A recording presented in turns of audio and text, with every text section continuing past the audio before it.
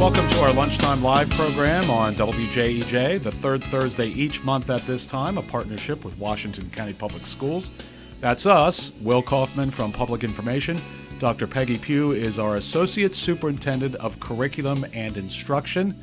Every now and then we get folks with the challenging business card, how you can fit all of it on it. Welcome, Peggy. Good to see you again. Thank you for having me. Actually, it's a real bonus, I think, to pull you away from everything you're doing, you do on the day-to-day. Your day-to-day is busy enough, much less our focus today, which is bigger and broader, looking certainly short-term, but long-term too. Do you want to, instead of me summarizing this and setting you up, why don't you do the opening remarks? What have you been doing lately? Sure. Dr. Michael, our superintendent, certainly has us busy. One of the things that he's really passionate about is making sure that our students are prepared for their futures. And knowing how much our future career opportunities have changed for students with the introduction of technology, he's tasked our group with coming up with two outcomes. One of the outcomes would be ensuring that all students have access to something that we refer to as computational thinking from pre-kindergarten all the way through 12th grade. And the other outcome that we're looking for is to create some new or expanded high-end career pathways for our students in the high school level. When you say our group, who's that? Our group is actually made of our supervisor of math and science for K-12, Michelle Harmon, Cody Pine, who is our supervisor for career technology and education, Jonna French, our library media and information technology specialist supervisor, are on the coordinating group. But really it is about gathering information from all of our partners across the system. Is this is a formal exercise as opposed to Boyd approaching all of you in the cafeteria one day and say, "Hey, do you think you guys could take a look at this? There are definitive outcomes to this. There is rock solid stuff that's going to result, or is it going to create additional work, different directions? How does this go from start to finish?" Well, I think we really wanted to make sure that we included all of our stakeholders because we're not in the day-to-day businesses to see how technology is impacting the industries. Certainly things are changing with augmented reality and artificial intelligences and even just business processes for how do you use computing to make those things faster, more efficient as business people. So we really need the input of a wide variety of people, both from students and what they're interested in and from our local business and industry and higher ed people who have an idea of what is changing quickly so that we can adapt what we're planning for students. How did you start? When you first got together, how did this group start the process? Well, Dr. Michael actually would say that he wanted to make sure that all students had access to critical thinking, problem solving, engineering, computing, coding, and he would string all of those together. And so we really took a look at what structures we already have and said, how do we do that? How do we make sure that every student has access to something like coding? Right now we have excellent teachers in a variety of schools who do provide their experiences for their students in coding, but it's not a formal course that every student has access. So we thought we would gather information about what we already have, what we're currently doing, and see how well aligned we were and pick the best of the best to create an experience for all kids. In the initial time you all spent together in getting some set of boundaries, some parameters to all of this, what was the level of let's say the level of confidence in how you were going to move ahead, and at the other end the level of eye rolling as if this is a monumental task to bring this all into a pretty good focus? So I think there was a level of excitement, actually, because we were encouraged to think big, think beyond what we have, and think about what we might create as a result of these conversations. And the value really is in the conversations for us to learn more about what our industries are needing and what skills we can really purposefully plan for students. We know curriculum design, we know how to plan courses, we know the structures in the schools, but really green technologies. How is that going to impact construction in the future? That is a question for somebody who is in the industry, so that they can inform us what level would be appropriate for students getting into the industry, to make sure that our students are prepared to think that way. We've done that I think folks in education have done that all along, where we've certainly tied the real world to how we can connect the real world ultimately to the kids we're producing, out of the system. What's different about this? So what's different about this is that technology is rapidly changing what is available in terms of careers, and we're thinking about the students who just entered pre-kindergarten. So their experiences are going to be very different from what you and I had, or from what the current students have had access to. We do have a lot of high-level programs that students are interested in terms of careers, and availability of programs at our technical high school and many at our local high schools. But this was different, saying how do we ensure every student access from pre-K to grade 12, and what program could we create for students that is unique and new, that would prepare them for a changing workforce? Do we have any part of that answer right now? Well, we've done some work and research on our own, absolutely, learning about maker spaces and engineering design, and learning about how some of our new industries in the area are changing, how they're automating programs, how a simple thing in Hancock for making cheese, that's not labor intensive anymore. It is more technical, being able to read and understand computer monitors, make the changes that are needed. So it's been really interesting for us to go out and learn from our leaders in industry. Our mayors is who I learned about the Hancock cheese factory.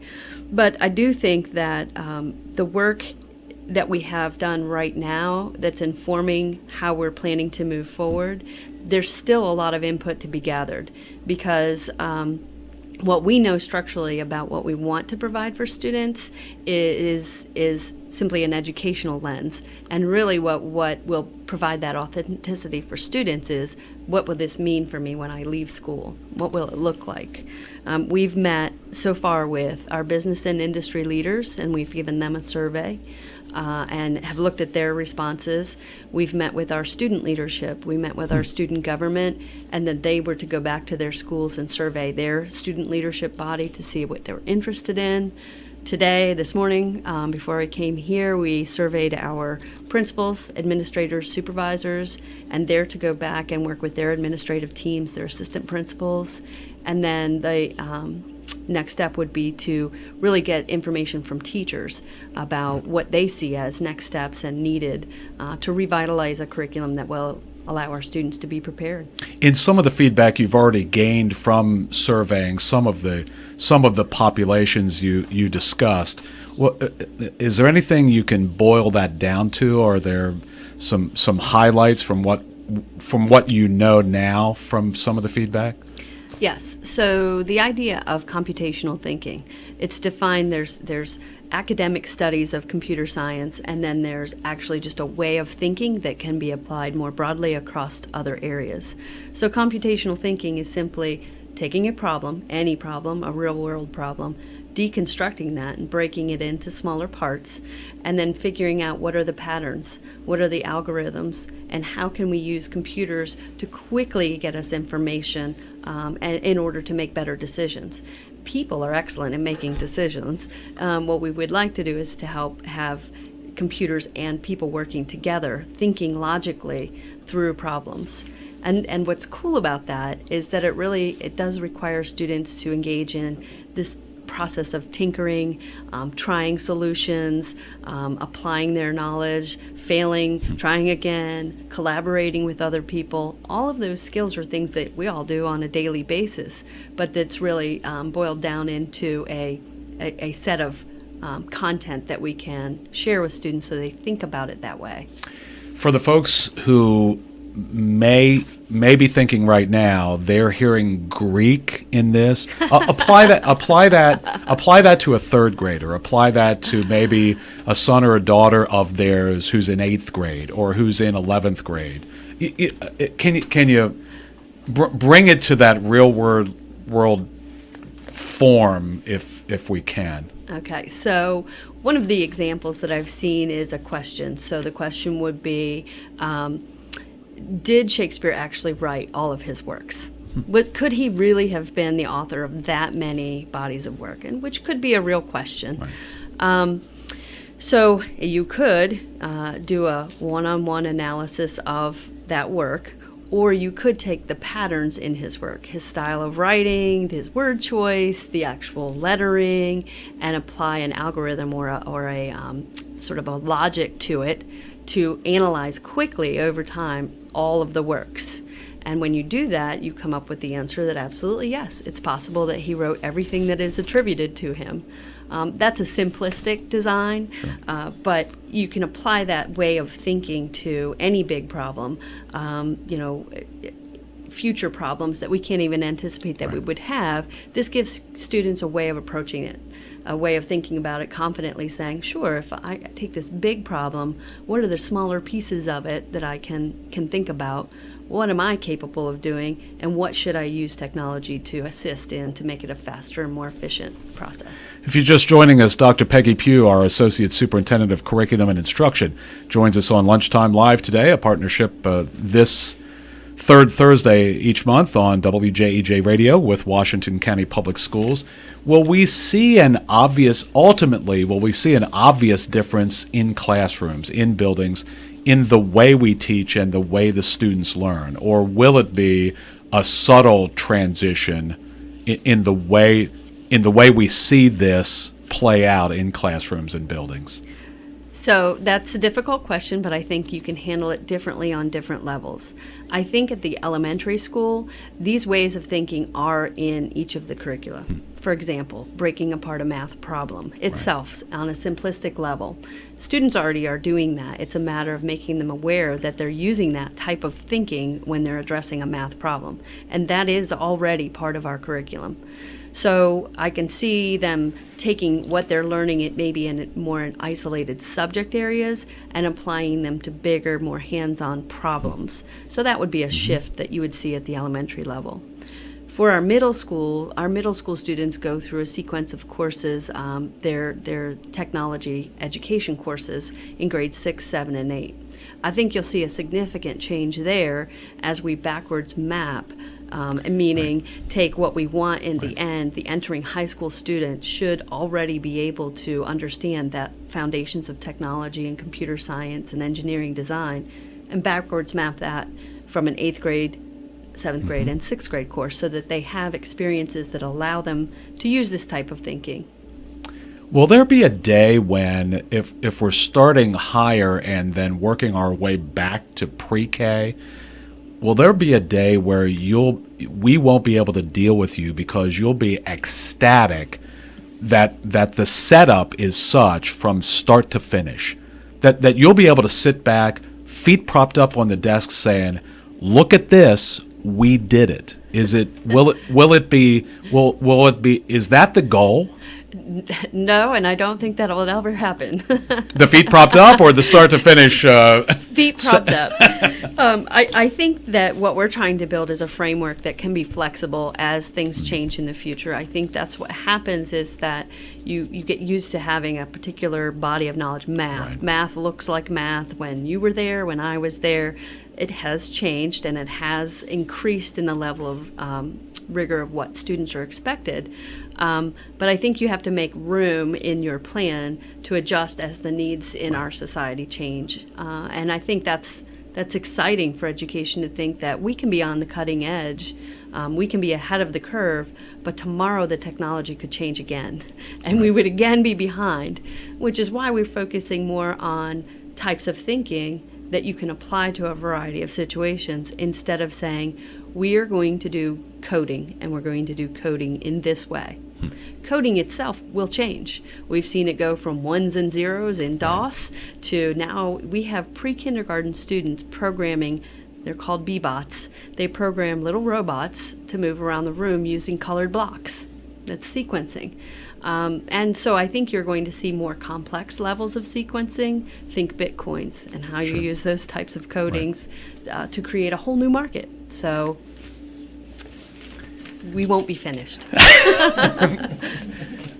Any pushback at all? For instance, in the business community, I mean, we certainly have quite the variance in the types of businesses and industries we have in the county. Is there any way that we're missing elements of the business and industrial community locally in moving ahead like this?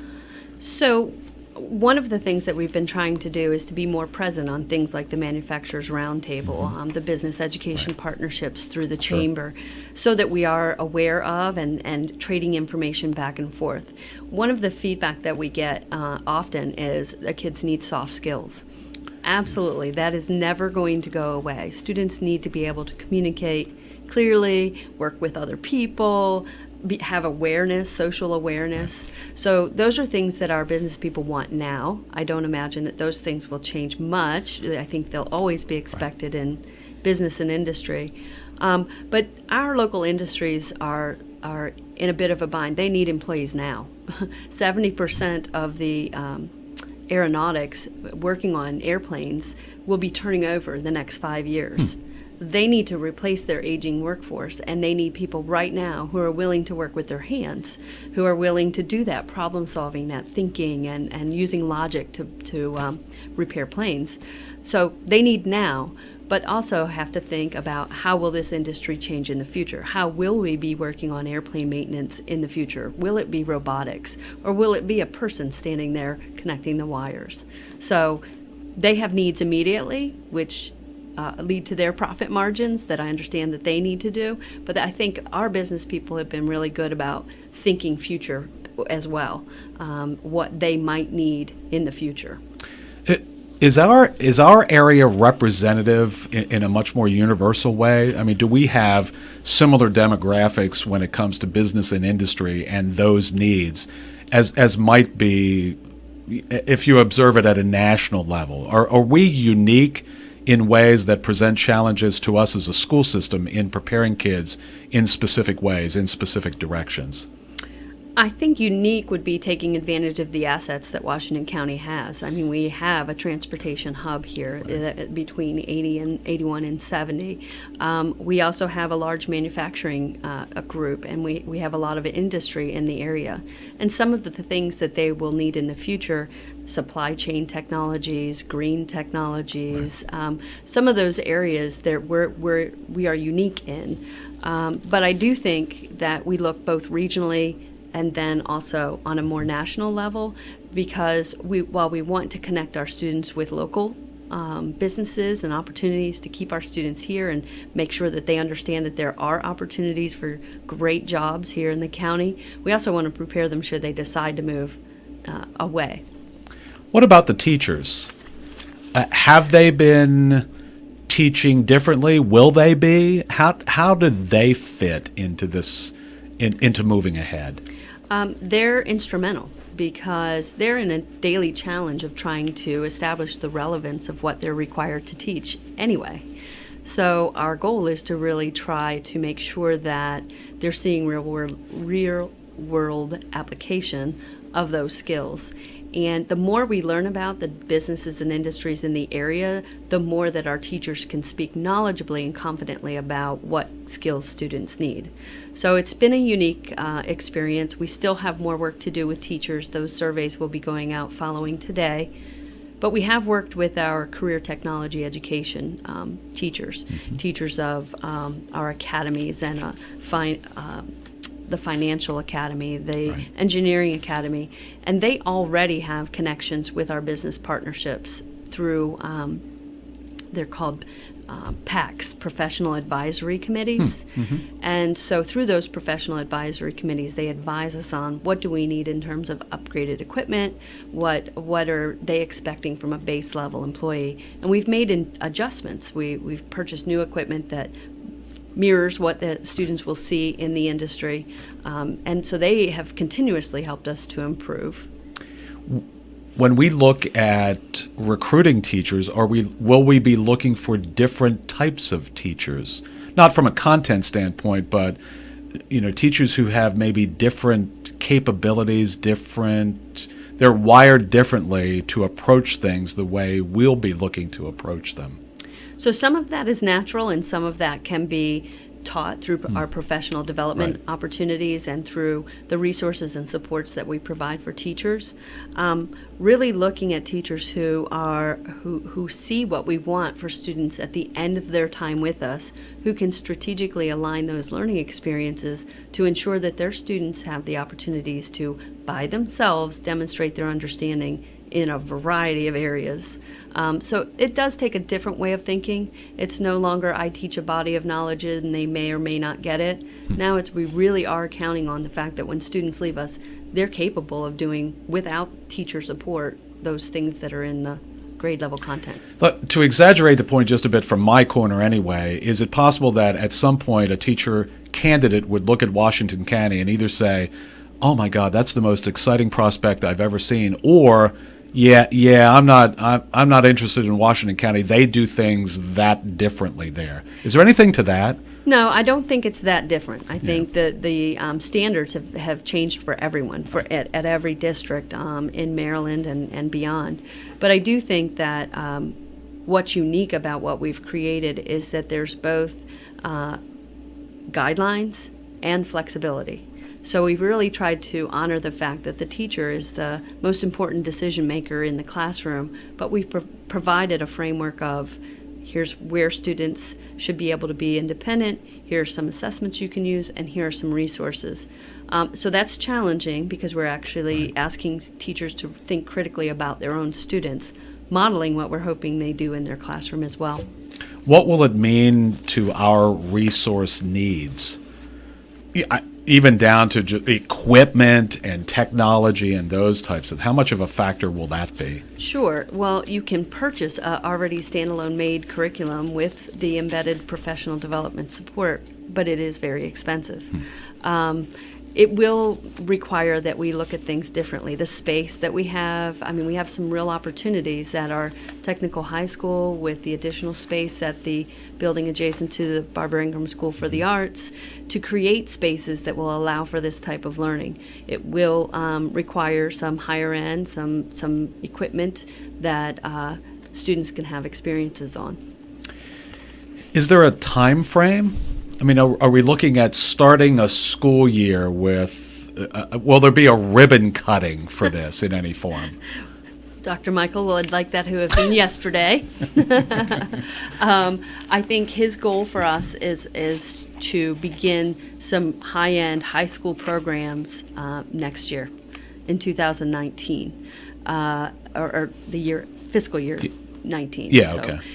We have about a year and a half to plan thoroughly what this should look like so that we're preparing students to actually enter into these types of programs in a way that they're prepared. So I don't know about a ribbon cutting. I guess maybe if it's at a new building. No, of course. Symbolically, there will be a start of something. There will be. Our goal is to have a plan to the executive leadership team and Dr. Michael to make some decisions about where we spend more energy in developing plans this spring. So we will have to him some ideas and pathways based upon the input from stakeholders and from all of our groups. And then he will be able to guide with his leadership team and the board what direction they would like us to move. Can you say right now there is just a lock on this program in the high schools? When we get this rolling, speaking in terms of this, that first up will be this, and this at the high schools. These programs are ready. They'll be ready to roll first thing. Are there sure bets? There are no sure bets. There are some ideas that we have based upon what we've seen through the feedback, and one of those is expanding our pre-engineering opportunities.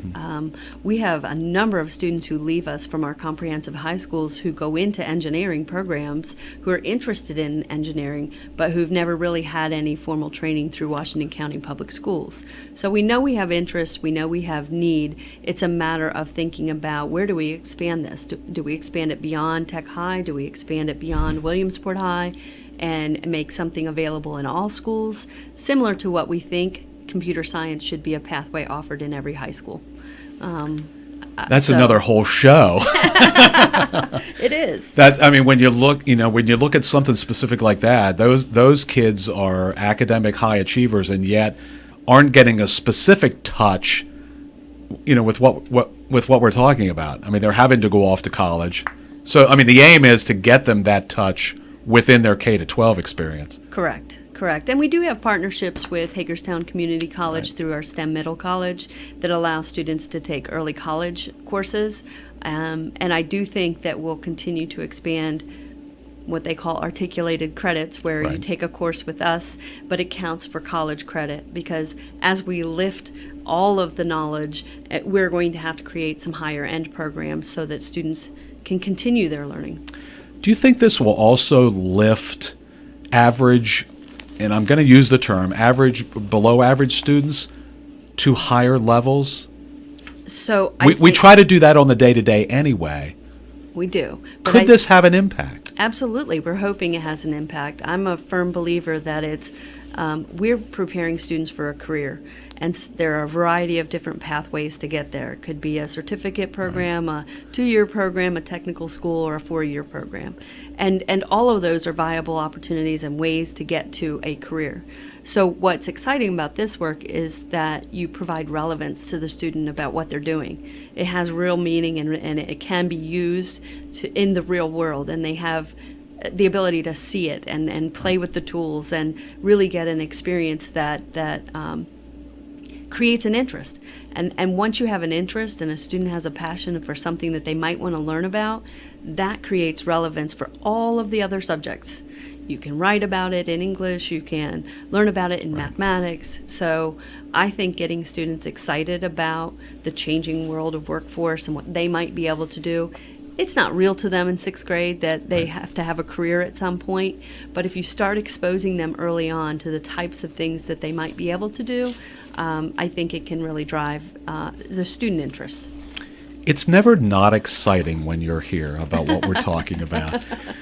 We are at the close of our show. Thanks, Peggy. I appreciate it very much. Dr. Peggy Pugh is our Associate Superintendent of Curriculum and Instruction for Washington County Public Schools. Lunchtime Live is heard this third Thursday of the month, a partnership with Washington County Public Schools and WJEJ.